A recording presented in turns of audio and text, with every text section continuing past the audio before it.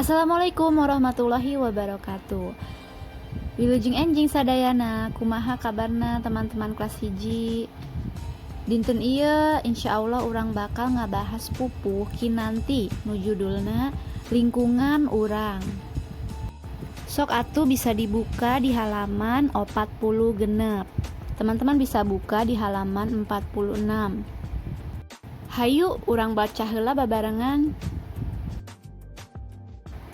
He barudak, kudunya nya mikir, loba tatangkalan nu aya di sisi pasir, ulah rek di taluaran. Pek ayeuna pisan urang kudu surti, guna tatangkalan, sangkan hirup urang hurip, ayana di alam dunia. Lamun tatangkalan laleungit ti pasir, urug bakal datang, cai ngagulidag ngalir, mawa caah kawalungan. Loba kampung anu kakeueum ku cai, ku polah manusa, rea warga anu ngungsi nyingkahan jauh ti imah. Untuk artinya teman-teman seperti biasa bisa lihat di samping halamannya ya, ada di halaman 47 dan 49. Jadi teman-teman sebagai anak-anak, sebagai murid harus bisa berpikir bahwa banyak pepohonan yang ada di pinggir bukit jangan sampai ditebangi sembarangan.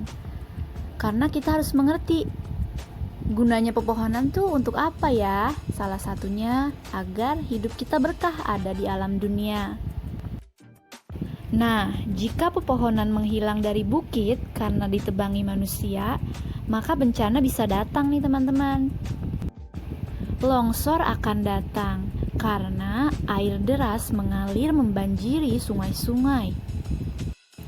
Akibatnya banyak perkampungan yang terendam air, rumah-rumah, warga, dan lain-lain. Karena siapa? Karena perbuatan manusia itu sendiri. Jadi banyak warga yang mengungsi, pergi jauh dari rumahnya. Yuk teman-teman, kita jaga bumi kita agar asri, sehat, dan nyaman. Untuk latihannya, silakan teman-teman kerjakan halaman 50.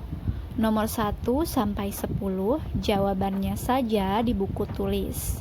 Untuk artinya ada di sebelahnya ya, teman-teman bisa lihat arti pertanyaannya. Jawab dengan bahasa Sunda ya.